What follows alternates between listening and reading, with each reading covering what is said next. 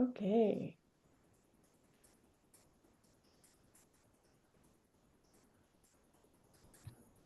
All right. Good evening, everybody, and welcome to Starting Strong, Building Your First Music Ministry Role with Confidence. Landing your first church music position is, of course, very exciting, but it can also feel a little bit overwhelming, as I'm sure we've all experienced. So tonight, our panel here will share practical wisdom about working with clergy and staff, about choosing music that fits your context, and creating a healthy and positive presence in your new congregation.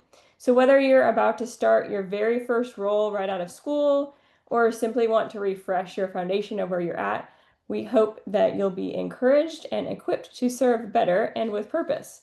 So I will be your moderator tonight. I'm Jillian Gardner, and I currently serve as the Director of Music Ministries and Organist at First United Methodist Church in Huntsville, Alabama. And I also served as the Councillor for Young Organists for a very long time, ending in 2022. So I'm going to ask our panelists to introduce themselves and just give a little bit of a brief background and where they're located. Then we'll jump right in.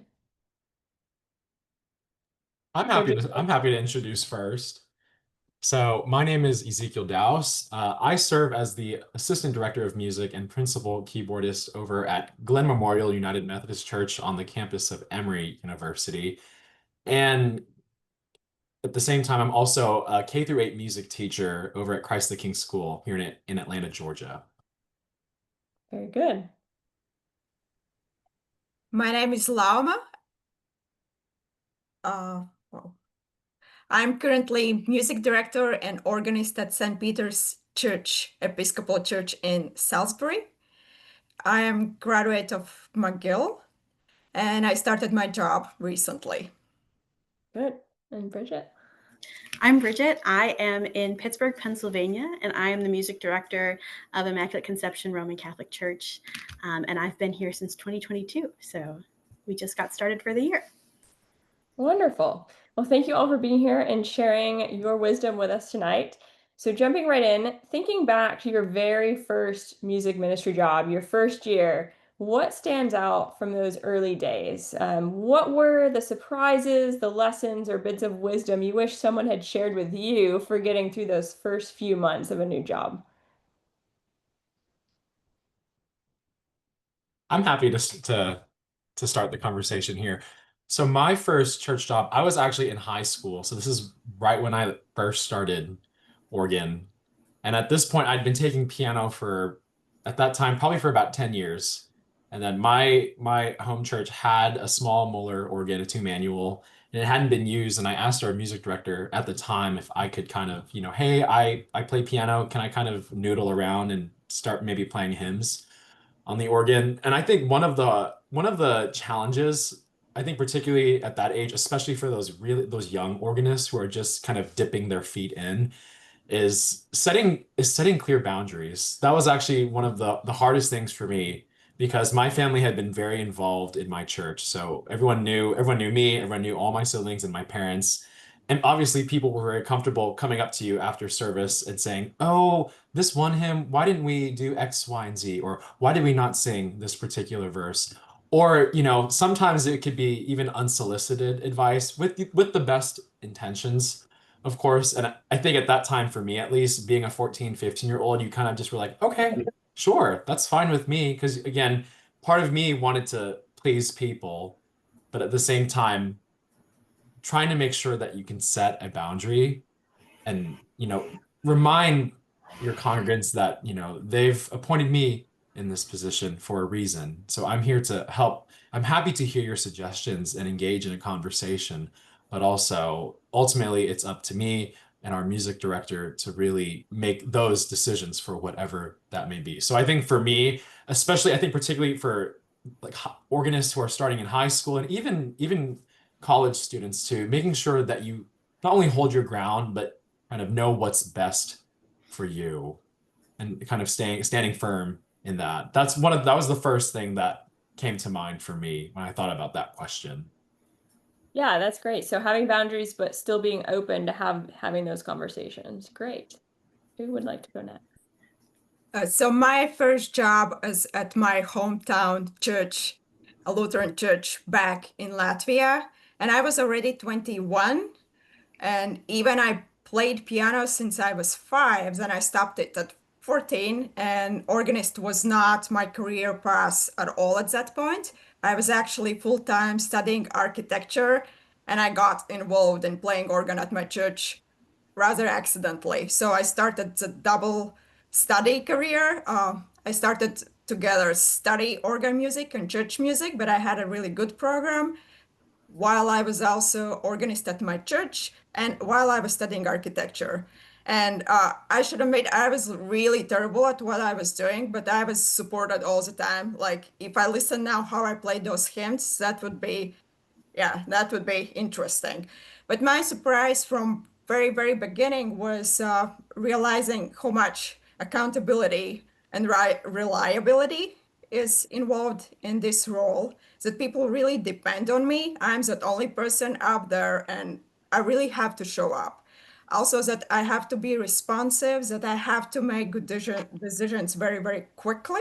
And but big thing was about that being a church musician really is not only about sitting there far in an organ loft and playing my favorite pieces, but it's a lot about creating relationship with the staff as well as with congregation, understanding the hierarchy, understanding who I'm reporting to, who is reporting to me, what's my responsibilities are, as well boundaries for sure, as Isaiah mentioned. And as well that each service is worship for people, and it's very important. It's not my trial, and I cannot take it as such. It's not my experiment or my growing. It's actually where people are worshiping, and I always have to honor that. Thank you. Yeah. I would have to say that when I first started at my job that I have now, I had other like just accompanist jobs and all of that, but this was the first time where I was in charge. And I remember having to learn like 30 people's name on day one. And I was like, oh no, I'm never going to remember everybody. And then I found out how much of my job was not having anything to do at the keyboard. And I was sending emails and I was having to create ads and do all this stuff. So I was kind of floored by how much there was to do that had nothing to do with music that I was like ready for. But then I had to send all these emails and talk to all these people and create events and meet all of the other coworkers. And it was definitely a little bit overwhelming to like meet all these people and figure out how I had to work with all of them. I was excited to do it, but I definitely was like, oh, wow, this is like real. Like I'm really going to do this. So it definitely was kind of scary, but yeah, definitely getting to know everybody and what they do and how you can work with them. Right. It's all the stuff that they don't necessarily teach you in music school, right? So I'm hearing you all say kind of touch on relationships in that topic. So jumping to that, we have to have a close relationship with our pastors and our other church staff to make worship great. And how have you learned to build strong relationships and navigate difficult personalities that I'm sure we've all run into at some point? And how have you done that, kind of tips and tricks as you settled into these roles? I guess one thing I've done is as I was meeting everybody and as I am starting my 4th year now, I try to assume that everyone is operating out of a spirit of wanting something to be the best that it can be. Like Lauma said, everyone's worshiping when they go to church. And so everyone wants it to be something that is meaningful. And even if your idea of what the pastor wants and what you want are conflicting, hopefully your pastor is coming at it from a point of, I want this to be really good, and here's why I think it is. And so I've had to definitely take a step back when I don't agree with something and learn that everyone else also wants this to be really good. And assuming that about people has really helped change how I view my working relationships with people.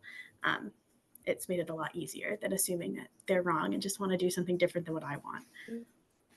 That's good. I think kind of to echo back on what Bridget was saying, I think it's important for us, and like Lauma was saying also, we kind of have to put our personal, ourselves aside when we're in the context of a worship service and really remember that what we are offering is for people and for God. And I think going back to those clergy pastoral relationships, again, if there's some kind of, not necessarily a conflict, but maybe something we kind of like the pastor and I, we have different ideas of maybe what the hymn of the day should be, for example. I think just being open-minded on both sides and trying to just engage in that conversation. And that's, I mean, that's a skill that can go beyond the realm of musician and clergy person. That could be musician and a congregant. Again, like what I was saying earlier, just trying to see where they're coming from, what their perspective is, and then maybe you're trying to input. So, trying to not necessarily butt heads, but just hearing each other's thought processes behind it. And hopefully from that openness on both sides, it can create an open dialogue and come to I don't want to use the word compromise, but some kind of middle ground for everyone, because obviously we're not going to reach the needs of every single person in our churches, in our assemblies, but we can find a way to reach out to each of those people in whatever particular way and in whatever particular context that may entail. I think communication is a key, and I definitely nurture that. I'm huge advocate for in-person communication. So at the beginning, I'm usually having a lot of time, probably once a week at least. I will talk with my rector, I will talk with my staff, and it will be not only in a job setting, but I will take them out to the bar or whatever. So each of the person I have met as well in a casual setting, and I have learned more about it. I think it's very important to build this kind of trust. Then about the communication style differences. Yes, I have noticed that. Like I'm the huge in-person talking person, but I have seen there are pastors who want more emails. I think flexibility there is a key, but it should be some kind of compromise that both of you have communicated what you needed. So I usually want a lot in person, but then you have to be very clear about what should be written as well. For me, it feels a little bit like aggressive if I'm like throwing a lot of emails and asking to do some decisions. I think a lot of things should be like communication, but once you have figured it out, especially if it's something like to discuss, then it's nice to document it by email. And I usually warn, okay, this is what we figured. Now I will send you over email this. More about the tuition. So I think it's a lot of flexibility involved in both parts. And as a newcomer, I will always like listen and question more than come up with my things. But I also think it's church musician job to figure as much as you can about the church vision when you are searching for the job. Because if the church vision is super different from your vision, you're not going to change a church. It's not a fit. You gotta find the best fit for yourself, where they could use your gifts and your belief in music in the best possible way. If it's really clashing, I don't see how it's good for everyone, for anyone. As in my experience, you cannot really change church culture, and I think you should not. Again, I turn back to what is worship. I think worship is connected with familiarity, with feeling of the home. And if you try aggressively to bring something very new because that's your vision, I don't think how this can go anywhere healthy or productive. Thank you. Yeah, sticking on this topic, I'm going to pull a question from the chat actually. There's a question about how are we working with clergy that are not musically trained or that don't have the knowledge of what we do. How are we helping that, and what language are we using? I'd like to start with this one actually. For this one, I think it depends on a variety of contexts. When I was working on my master's, I served at a Presbyterian church, and I didn't realize until maybe 5 or 6 months into serving in that congregation that ultimately the hymns that are selected for a particular Sunday, that's at the discretion of the pastor or the presiding minister, which I did not know. So there's that context. And then there are also some churches where I've served where the hymns are completely it's not really a collaboration with clergy people. It's just the music director selects hymns for the day. And there are other churches, most churches that I've served in, that have kind of that balance. You know, the music director will kind of put hymns together for a particular service. The pastor may say, why don't we try this particular hymn for the hymn of the day or during the offertory? So I think it really depends on a variety of contexts. And I think in my experience, at least, I've worked with some clergy people where I think kind of what Lauma was saying, sometimes their approach to music in a worship setting is that familiarity, which I think that's very important because, again, we're not trying to just completely uproot or change a church culture especially if we're new. But again, it comes back to that communication and that collaboration. So one thing for me, the last church that I served, it was an Episcopal church, and we had two or three priests who had never chanted before during a service, and none of them were particularly musical,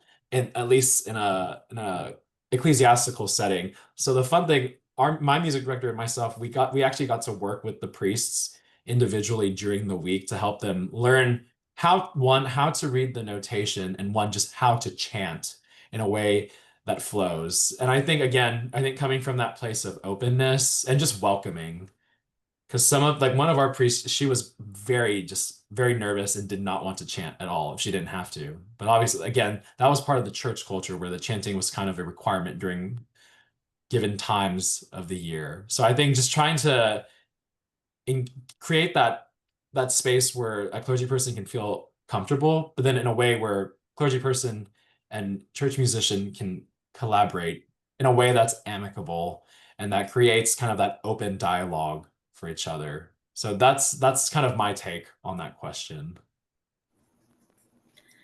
I ran into like a similar issue with Easter last year. We had a new pastor. We hadn't worked with him before, and I knew how they had done the Easter Vigil, and they always chant the Exultate. If you've never had the Exultate, it's the longest chant of the year. And he was like, no, we're not going to do that. That's a terrible idea. But I was really confident, like, no, this is what the parish wants. And I had taken a lot of time to get to know what they like and all these things. But I knew I couldn't, just decide what to do, because it ultimately is in the Catholic Church at the discretion of the pastor. And so coming at it with a spirit of openness and meeting the pastor where he was at and trying to explain like why I would like this. And so one thing that I really had to learn was that it's okay if you disagree. And if you are really confident that this is the right way to move forward, you can be confident and respectful in what you want and what you believe is the best thing, because they have hired you as the music director. And even when it comes to a disagreement with the pastor, ultimately you have the knowledge of music. And so representing what you know in a respectful but confident manner has really opened up my clergy and musician relationship, because they've learned to trust that I do know what I'm talking about, even if I am 20 or 30 years younger than they are and have less like worship experience. So being more confident in what I can bring to the table has helped a lot too. Great. So it was a question about how to talk with pastor who is not musically trained. Yeah. I think most of pastors I worked with was not musically trained. Some were musical, like back in my country, I was in Lutheran church, and all pastors are going through very rigid musical training. We are studying together, we have classes together, they all can chant, they're pretty awesome. Now here in America, some has been that they can sing, some cannot sing. I also should accept that that's really not their requirement to be musical. My requirement is to be musical, they are not. One thing is that I always had to learn like whose word is the last one and what expectations from me is. I've been at Baptist Church in Montreal where pastor picked all the music. I only had to come and play it. I honor it, I respect it. Then I've been in situations when I have to discuss it with the pastor. Now I am choosing everything. However, pastor explained me like his word is actually the last one. And I have to know that if he doesn't like something, he has rights to change. But what I have learned is that typically pastors will not want to interfere with your job because they have enough to do, unless there is really pressure from congregation or he has a doubts about what is going on. And in that case, just be open and talk about it. We are two really to collaborate. I think the church musician is another person who is leading the worship, so we have to be a team. And the way to figure out how we are not clashing is very important. But again, I think we are clashing because of congregation, and it shouldn't be just clashing because we are two personalities who has different music opinions. To me, that doesn't make any sense. Great, thank you. So another big part of what we do is working with choirs and other ensembles. So I want to jump to that topic for a minute. So a lot of us are following people that are probably retiring. I know I came into my job 7 years ago following 70 years of only having two music directors. So that's a long history of things probably never changing. And they overlapped and they worked together for a while. So I think I came in and I was, they're like, who is this young kid, basically? So share how you've earned the trust of these volunteer choir members in these others ensembles and found your place within the existing culture when you are coming in and working with people that you're probably 30 to 50 years younger.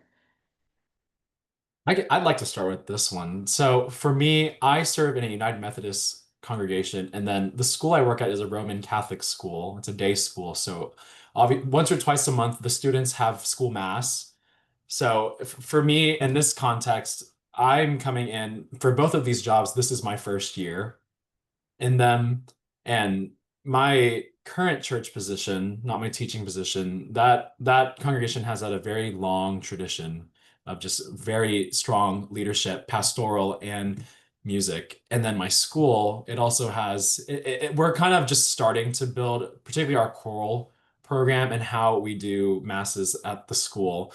And for me, and they asked me this in my interview for my school job, I think an important thing for all of us to remember, and this is really with not only as organists, but also in just any kind of job that we may encounter, that it's not our job to just all of a sudden, all at once, change culture. I think it's really important for each of us to be able to set egos aside and just to be able to understand what the culture is, what traditions are in place in a particular church, in a particular congregation. Understand, I think, the background again of it. So again, it goes back to that relationship building amongst your choir members. Just for me, at least, because our choir is about 45, and I think I know maybe 4 of their names because I've been there for about a month and a half now, and then I have 200 other students at my school that I have to learn their names too. So I've told all of them, just being very forward, being very just honest and transparent with them, because all that anyone wants is transparency, and for you to just be your honest self and bring that to them. So I've told the choir, it'll take me some time to learn all your names, but I promise I will get there. So I think just being able to build that kind of rapport by being honest, transparent, and being intentional with everything that you do, whether it's how you pace your rehearsal, what you're doing in rehearsal, what you're doing and what you're planning for a service, and even going above and beyond. I think this might be answering a later question, kind of things outside of church, outside of worship services, maybe doing an outing once a month with your choir, or maybe doing a pre-service, pre-rehearsal, like breakfast or post-service lunch.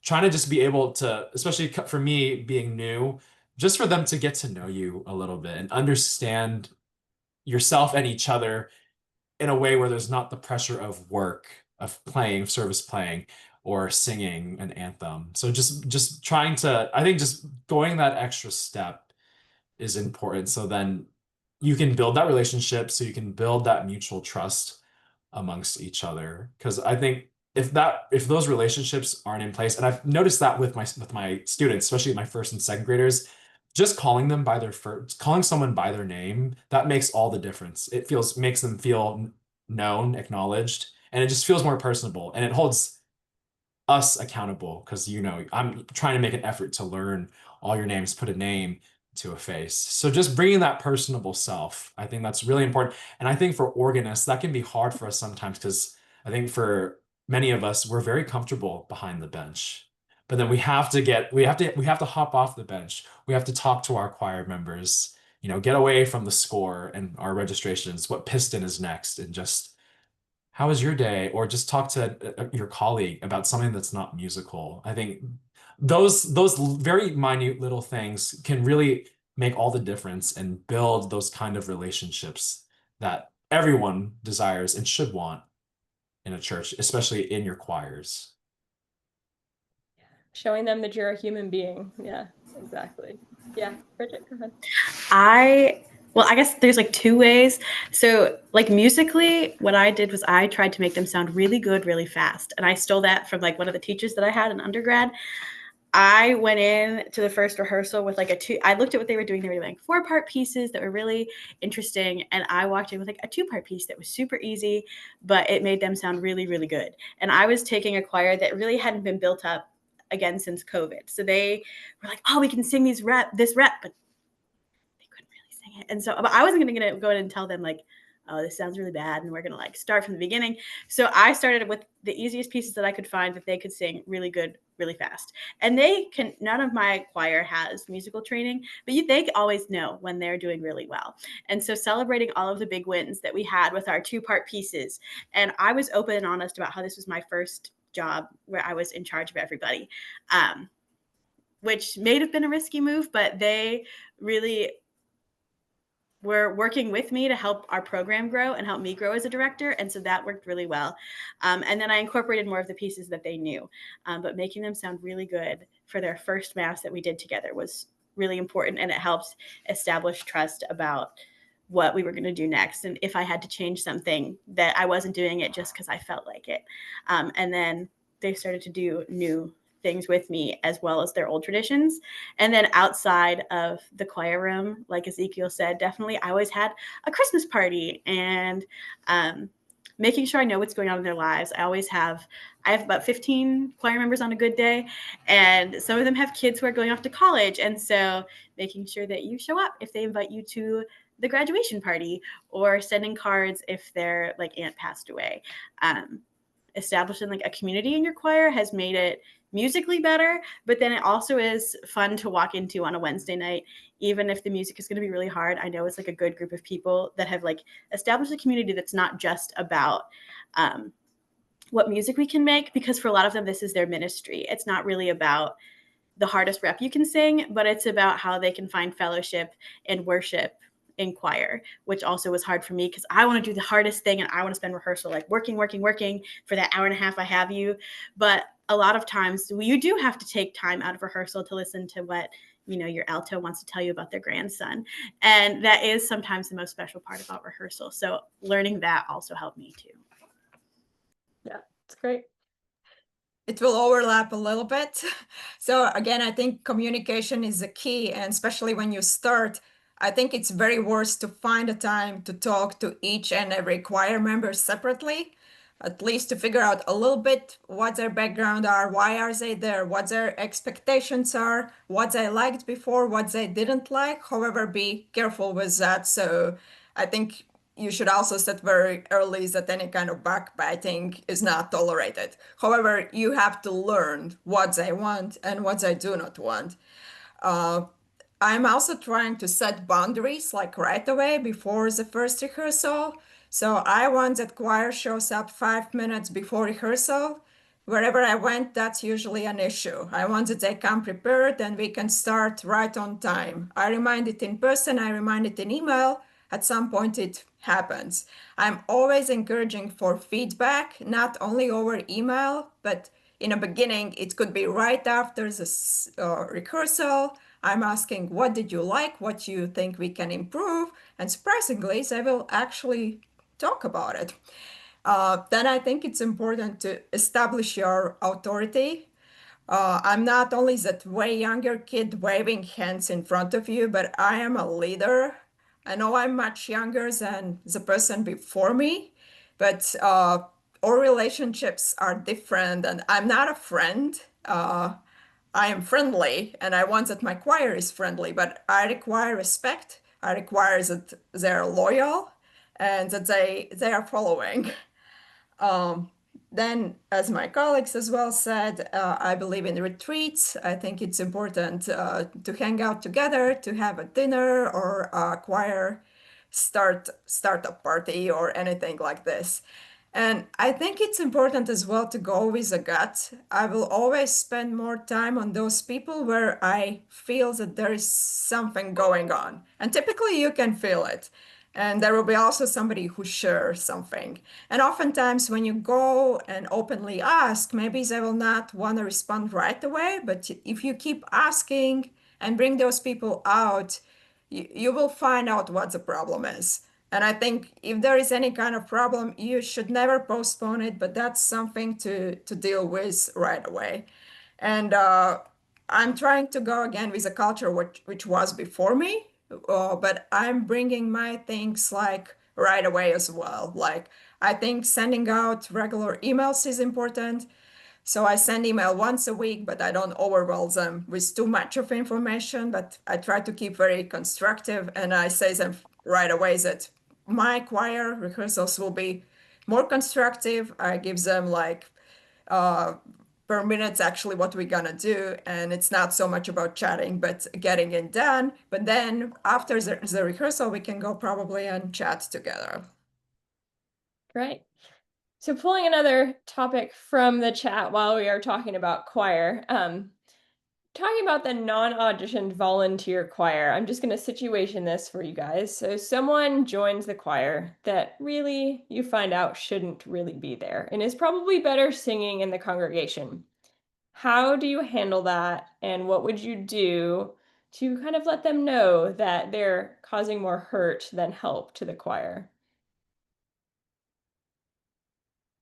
I actually learned this from a mentor fairly recently. I think for those people who really feel that call, because again, I think like Bridget was saying, for a lot of people in our choirs, especially when there are members that aren't auditioning, who aren't paid staff singers, they're there as a fellowship to build community. That's their ministry. I think in these contexts, it's always important to just pull them aside and or maybe do a phone call if it's during the week, during your office hours, and just say, hey, can we have a conversation about this? I think the important thing with this is not to sugarcoat it. Just be very honest, be very transparent. One thing that a mentor told me was, telling these particular people that their ministry is in the pews to help facilitate, to help lead that assembly song from the pews, to encourage those people to sing. I think just leaving it, not leaving room for ambiguity, just being very clear that maybe you need some time to build your individual musicianship, and then maybe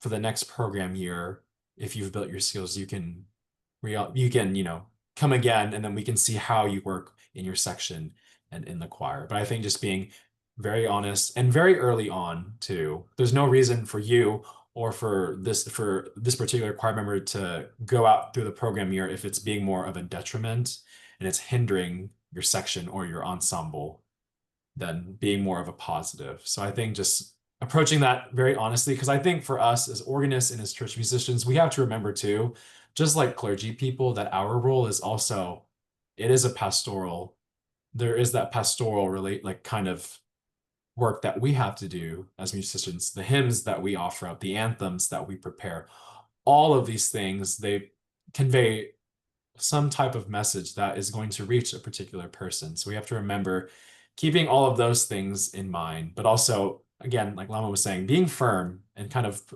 putting forth that authority, but in a way that's pastoral. And again, it comes back to setting that ego aside, because I think for many, if not all of us, that's something that all of us struggle with, something that we will struggle with at some point in our lives. And we have to remind ourselves, I just have to set that aside for a minute, just be able to engage in an honest conversation. And the hope is that that choir member is kind of the same way too. They don't take offense at it. They're approaching it openly as you're trying to discuss it with them openly. So that's my takeaway. Yeah, that's great. Anybody else want to answer that?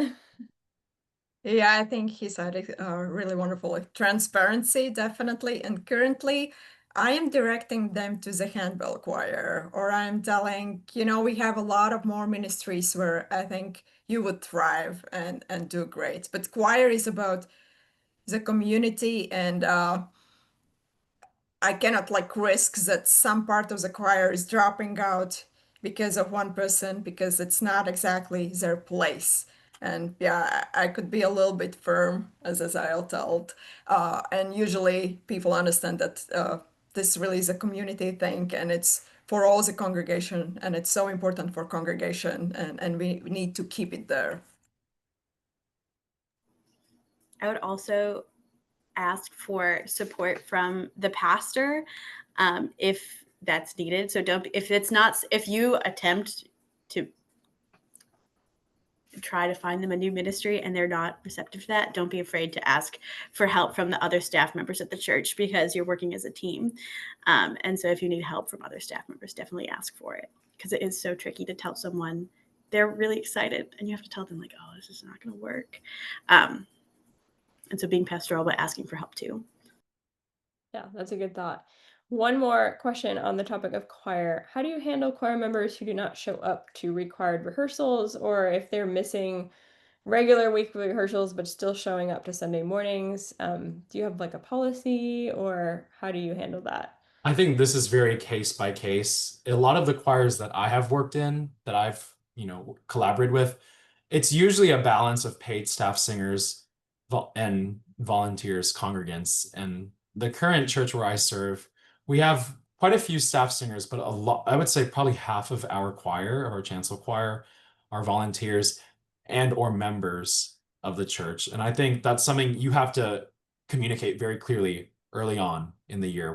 Really, that first rehearsal, or even in an email before that first rehearsal, telling people what particular attendance policy is. Or like, for example, if you don't come on a particular Wednesday, you're not allowed to sing the following Sunday. There's no ifs, ands, and buts. I think you have to, again, not leaving room for ambiguity, just being firm, being very transparent in the expectations of this. And I think, again, going back to as long as that's being communicated early on at the very beginning of the program year, the hope is, again, we're all human. The hope is that the choir members will understand that expectation. And if there is going to be an absence, that they'll communicate that at least a couple weeks, a couple days in advance, just so you can prepare for that. So I think just communicating expectations early on in the year so people aren't, because unfortunately, there can be people who sometimes they may take advantage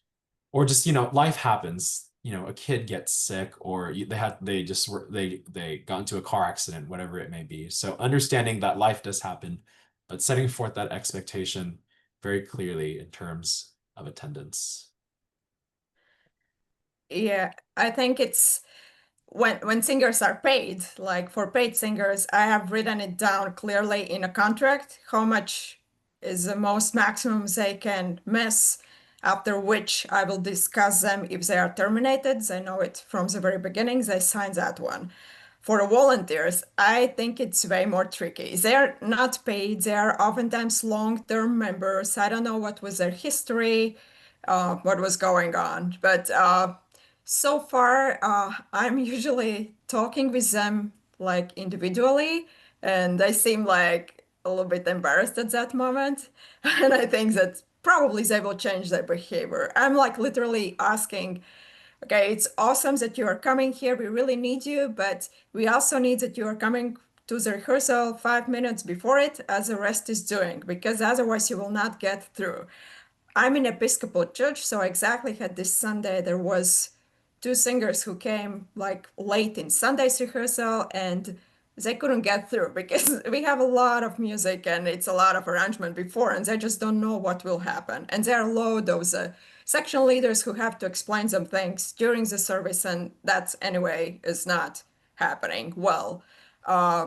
So hopefully with repeated discussions, this will just end. And I also pressure a little bit on the rest of the choir members. like probably to talk with those members as well, that it's actually really important to show up on a time. And I think that when members are telling that's influential as well. Yeah, thank you. Do you have anything to add, Bridget? I have a fully volunteer choir, and a lot of them are always visiting their grandkids across the country. So a lot of times my choir definitely knows who are the leaders of the sections. And so they have been willing to let me know when they're going to be gone. And I have certain members of the congregation who used to sing in the choir, and they only want to sing for like Good Friday. And so I definitely think, like what Ezechiel said, it's a case-by-case basis for every person. And luckily, I haven't run into any issues or taken advantage of. So I've been lucky in that regard. Good, thank you. Yeah, and just to give an example of a very specific policy, at my church, I'm always working 5 weeks in advance at rehearsals. So this, again, is going to depend church to church. But my policy is if you miss 2 Wednesdays in a row, then you can't sing on Sunday until you come back to rehearsal. So that's just one example, but you just decide what those boundaries are. Again, we've talked a lot about boundaries and communicating that very well. There's 2 questions about books for different things that I wanted to get to before we get to the end of this. There's a question about a book on conducting resources, and then there is a book on resources from moving to piano to organ and feeling confident at the organ. So do any books come to mind for either of those topics? I have one book. It was on my shelf, and so I grabbed it. It's this one. Oh, it's blurred out. Okay. Conducting Technique by Brock McEllerin. I started taking conducting lessons when I started in my job because I realized I was not awesome at it. And so I started taking conducting lessons with the person around Pittsburgh. And he suggested this book, and it was so good. So highly, highly recommend. I'll put it in the chat. Thank you. This is my question. My answer will kind of answer this. So in terms of kind of transitioning from piano to organ, one of the books that came to mind, and again, it really varies, particularly if you're a college student, from your professors, and then also just from your own research. The first book that came to mind for me, I think I do have a copy of it. It's Harold Gleason's Method of Organ Playing. I'll also put this, it's blurred out, I'm sorry. Method of Organ Playing. I think this book for me, I really like this because much of the pedagogy of the book starts with not minimal pedal, but mostly involve hand finger work. And it starts with a lot of those Baroque etudes or chorale preludes that I think can be very accessible for a beginning organist and an organist who's just transitioning over from the piano. And then for conducting, for me, in my experience, because I studied conducting in my undergraduate, but I think for a lot of us who may be out of school already, I think just finding those mentors, whether that's, finding another music director at another church in your town, or even just getting connected with your local AGO chapter, or even your ACDA chapter, and just really, the internet is a huge repository of resources. So videos, books, just different articles. Because for me, the best conducting help that I got was just from watching people. And honestly, for me, just being thrown in to a rehearsal, for example. Because one thing for me, the last church that I served was an Episcopal church, and I feel pretty good about my conducting, but at that time, conducting Anglican chant, like for Psalms, that was something that was just really like foreign to me. And it was one of those things, you could read about it, but you really won't know what it's like until you're in front of a choir at the podium. Because, less is more in my experience, especially with Anglican chant and any kind of just plain song, unmetered types of pieces. I think that's something you just have to kind of find for yourself. Because for me, the last church I served at, I had to learn that my conducting and my gesture had to be practical and accessible. Because for me, I'd been taught at undergrad to keep, your conducting square very small, and nothing was exaggerated. And then I remember the first choir rehearsal at my last church, my choir director at the end of rehearsal said, Ezechiel, you need to make big gestures, because our choir stalls were at least 20 feet apart from each other. So it was a huge space between people. So I had to, bring my hands up so then that back row could see me. Although if I kept it here, no one would see my pattern. So again, it's the context of it and just from experiences. And hopefully you can find, those people in your town, in your communities who will be a resource to you. Well, I too studied both organ and conducting, but for questions, I've been as well asking in community some conductors or specialists I trust, but then I think YouTube answers a lot of questions. Even I'm specifically asking something, I can find like really short, engaging videos with answer.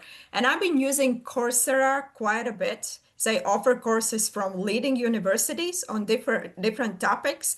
And what I love about it is that they keep you in a schedule and it's like really studying. It's not only reading, but oftentimes you have a tasks, you have a peers, and you are judging each other. I find it helpful.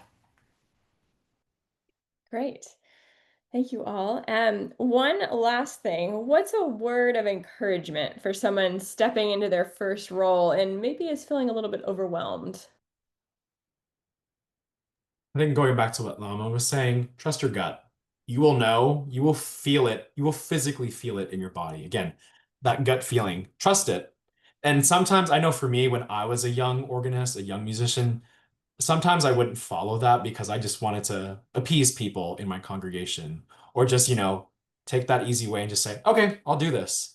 But deep in your core, if that little voice in your head is telling you, maybe you should stick to your guns, do that. Be, your best advocate is yourself. And for me, that's something that I had to learn kind of the hard way. And I think that's important for us, especially young organists who may be going into their first church position, whether it's as an organist or as a music director or some kind of hybrid position. And I think the other thing too, it goes back to your boundaries. Because I think I was talking to JW about this. I think for many organists, especially in our culture, in our society, many of us do organ as part-time work. We put in a couple hours during the week, but then we have another job that we may be doing. So we're having to balance both of those jobs. And I think it's really important if we can early on, and it's easier said than done, is setting that boundary, being able to understand, how much can I do feasibly in a program year? What kind of repertoire can I have my choir do with expectations that are realistic, but also hold to a high standard? And again, going back to whatever the culture or the traditions may be at the church that were in place before you had arrived there. So I think being able to, and also realizing that each of us, we have something to offer as us. We can take away, and that's that lifelong skill of learning. We learn from our mentors, from our professors, from our teachers, but ultimately the goal for each of us is to be able to determine who we are as a musician, as an organist, whatever it may be, but more importantly, as a person. And being able to convey that to our choirs, to our clergy, to our colleagues, to our congregations. Because I think, especially in the world that we live in, really all that we need, just having that humanity in every person and us being that kind of leadership, a person of leadership within our churches, conveying that humanity and being intentional with everything that you're doing. And I know that, these can be really dense and a lot of higher level thinking for some of us, especially for a young organist. And even myself, I've been doing this for most of my life, but I'm discovering new things about myself as an organist and as a conductor, even now. So I think just being able to hold your ground, trust your gut, being intentional with all your things, and just everything that, my colleagues and I have talked about in the last hour, I think things to take away from. So I think take one step at a time. Don't expect from yourselves that you can build a church music program from 0 to 100 overnight. No one can. Start with the very basics, figure what is basics you have to accomplish, and add gradually. And don't overjudge yourself for not succeeding what you think is not success. You're just fine. Everyone has been there. It's rough. It's not so easy. Then delegate. Find people who want to do some job, who want to volunteer. Maybe it's somebody who want to help you with library to set binders together. Or maybe there is a person who want to help with setting handbells. Use those things. Find those people who would like to volunteer. As well, use the staff. Staff meetings are great. Meetings in general are great. You can get a lot of ideas there. You can get much more help than you think. Don't think that your problems are only your problems. Oftentimes, it's really okay to share them, and you might have much more help than you thought you might have. I definitely think that know you're going to make a mistake, whether it's musically or professionally, or maybe you really made a choir member upset. These things will happen, and knowing that it is not the end of the world, and you will move on and it will be okay, is definitely something that's so important. I remember my first mass, just so scared because nothing was going the way I thought it was going to go. And I came down from the loft and everyone was so nice and so excited, and no one noticed that I like pulled the wrong stops or that I flipped the page too early. Like literally no one knew. And most of the time, everyone wants you to succeed.